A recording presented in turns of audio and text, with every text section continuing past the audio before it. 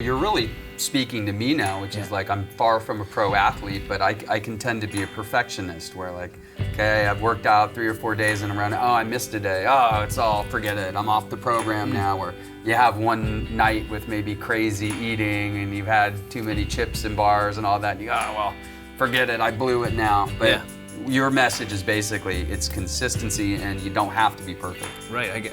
The way that I've described it to people is like, imagine there's a concert at mile 1, right? And there's traffic for that one period of time, the 3-hour period, there's traffic going down there. They don't redesign the roads because there's traffic for 3 hours, because most of the time the roads are fine and they can handle the traffic.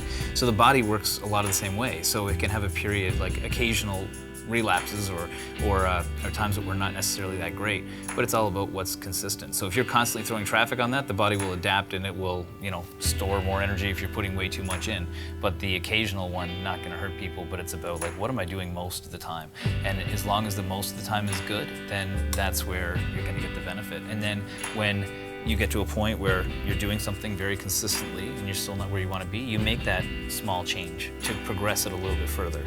And then you adapt to that. And once you adapt to that, you continue to progress. But sort of like you don't start off in grade 12, you start off in kindergarten. And then, that's how people should progress their wellness. And by doing that, you're adapting, because you can only adapt so fast. So you might as well just adapt one grade at a time. And coming from the fitness industry, which tends to have the next best thing, and you have to do this type of workout to be successful, you have to eat this way to be successful. I had to look at every single type of exercise program and every type of diet plan there is.